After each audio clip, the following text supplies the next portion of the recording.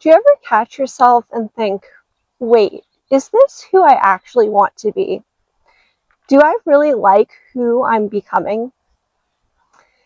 And this can come from just noticing a behavior that you've been engaging in for quite some time. And maybe you're only just becoming aware of it now, and you're thinking, this doesn't really align with the kind of person that I want to evolve into. And this is really about understanding that identity is not fixed. Sometimes we think that since we picked up a behavior or a way of being from the people around us, and that we were influenced by other people's choices and behavior, we believe that then this is just who we are, and we are doomed to continue the pattern of our parents or of whoever we grew up with.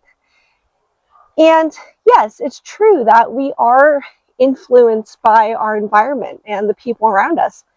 That's how it starts out. But then we get to decide if we want to continue on this path. That's the beauty of identity. It can always be changed if we're aware of how we're acting and if we want to continue doing so. And it comes down to the choices that we make. We can always make a different choice, and I'm not saying it's easy, but this is about just being intentional about shifting into that different choice instead of making the same choice you've always made, and then you keep experiencing the same results. So I'm going to share a story of a time when I realized that my behavior was not something I wanted to continue with. I just kind of outgrew it, and I wanted to start venturing into the space of becoming someone new.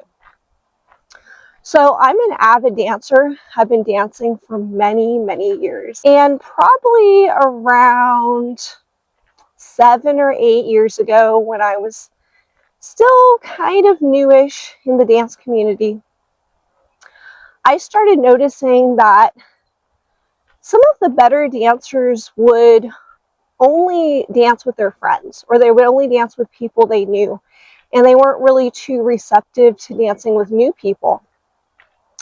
So after a while, I kind of picked up on that way of acting, and I would still dance with new people, but I wouldn't really actively seek them out. I wouldn't really ask them to dance. If they asked me, then I would dance with them. But sometimes I felt like I would rather be dancing with someone else, someone that I knew really well, and someone that I knew I would have great dances with. So what I would do is, when one of my favorite songs would come on at the social dance, I would quickly scan the room for my favorite people, and I would get zoned in on them, and I would think, oh, this is my favorite song, I gotta grab this particular person so that I can have a really good dance. And I'd kind of just overlook the new people who were sitting there and probably really hoping that somebody would ask them to dance. Because if you have ever been new at dance before, then you know how scary it can be to ask anyone to dance, because you're new, you don't really know the footwork, and you might be feeling a little awkward. So anyway, I'm not sure exactly when this shifted for me, but at some point I realized I didn't like how it felt to be that kind of person who would only dance with certain people and who was not particularly welcoming to the new dancers. I realized that the payoff wasn't that great. Sure, you get to dance with your favorite person, but the energy behind it was kind of controlling, me wanting to only dance with these kind of people. I wasn't being very open with my energy, and therefore I wasn't really helping to grow the dance community. I think it actually might have been something a friend mentioned. I remember somebody saying something about it was his goal to dance with every single person in the room that night.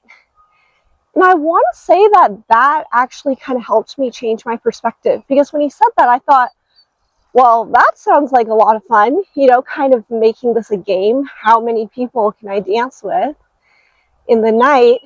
But then it's also helping to grow the dance community, and it's helping these new dancers gain more confidence, and for them to realize that somebody really wants to dance with them and they want to give them a really great experience. I started to figure out, who do I want to be at dance? What kind of energy do I want to convey? And over time I realized, I want to be the kind of person that anybody would feel comfortable asking to dance. And not just that, but I also want to be the person that I'll just go up to anybody.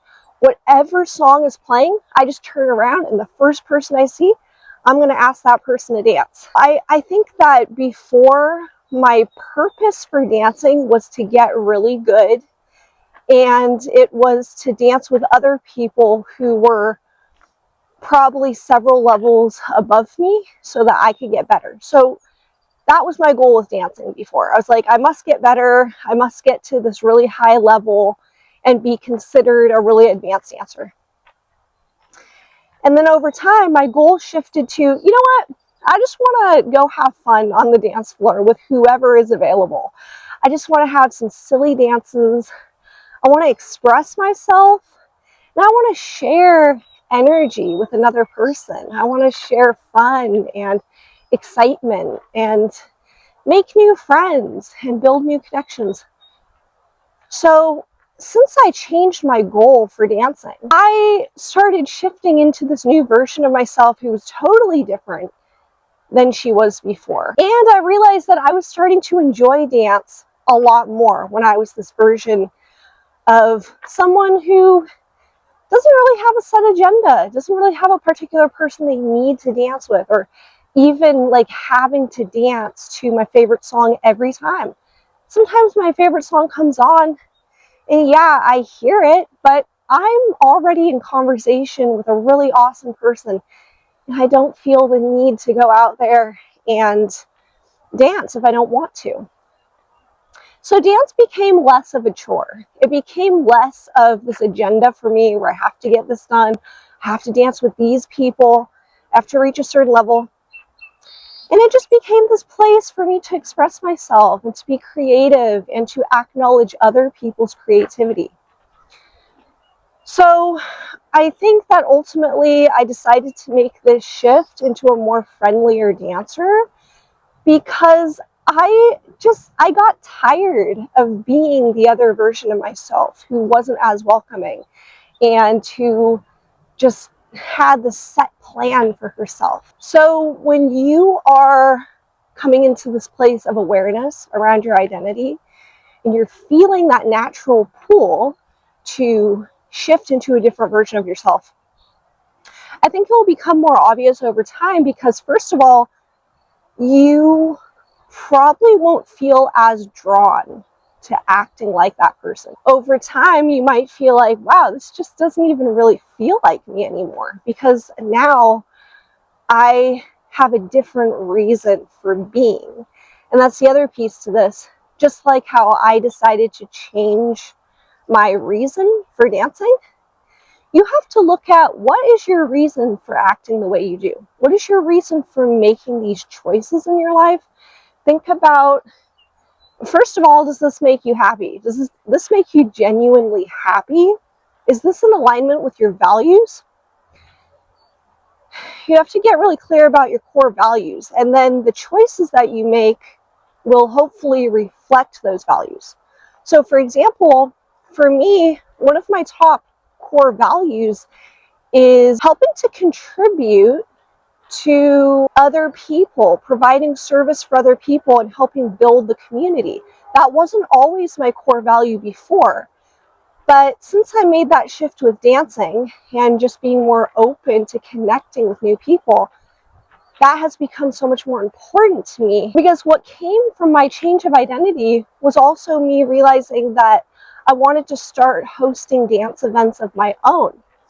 I think that if I would have stayed in that mindset of, I only want to dance with these kind of people, I want to be very selective about who I dance with, I don't think I would have received that impulse to build these dance events of my own. Because when you are an event organizer, or at least the best event organizers I've seen, are the ones that they include everyone. And they want everybody to feel welcome.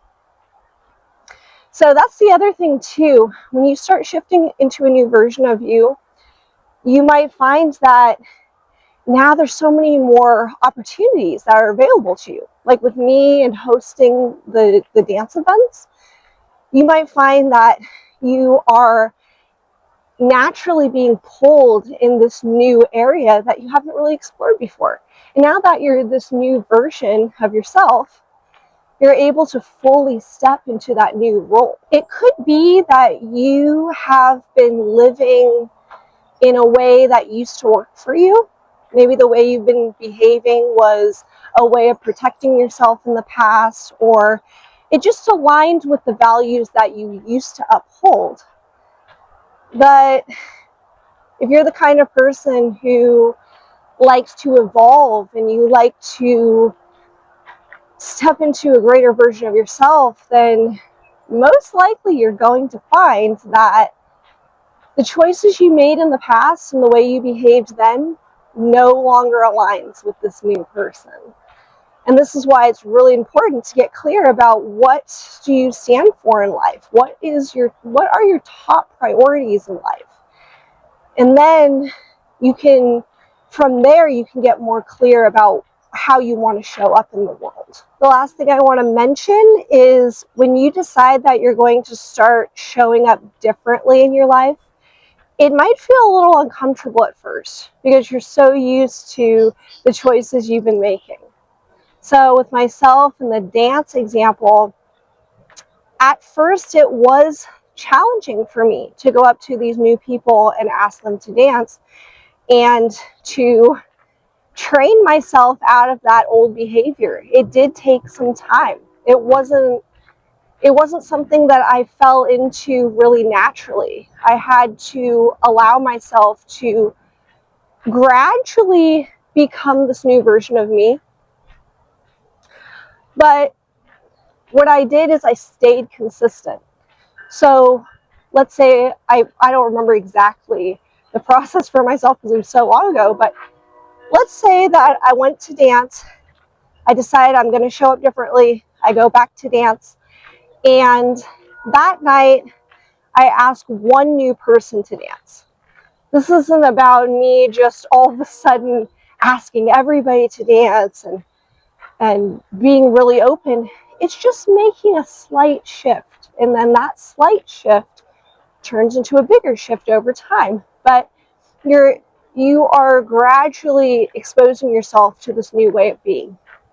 So whatever that looks like for you, if you've decided there's an area in your life that you want to behave differently in that area, you can start with just a really small shift. It doesn't have to be really big. And every time you make this new choice, that is a vote for your new self. Any choice you make in life is a vote for who you will become. And above all, be patient with yourself in the process. Know that the choices you made before that was just you in your old self, and there's nothing wrong with that because you learned from those experiences. You're finding out who you want to be now. So it doesn't really matter so much who you were before because that's kind of old news. You've decided that you're ready for something different. So there's no need to dwell in the past and to think about that you should have done things differently or why did I act like that. It's time to move forward. You have this whole new self to build, and this is a really exciting time for you. So embrace that. Know that you're capable of changing. We're all capable of changing and shifting our identity. It's just a matter of staying consistent and making a new choice. So I'm going to start wrapping up the video here. thank you so much for listening to my message. I appreciate you guys, and I hope you gained something useful from this video. And if you enjoyed this content, then you can stay tuned for more on this channel. I talk about things like law of attraction, manifestation, and just stepping into a greater version of you. So if that resonates with you, then you can subscribe for more videos. So again, thank you for being here with me. I hope you're all having a wonderful day, and I'll see you next time.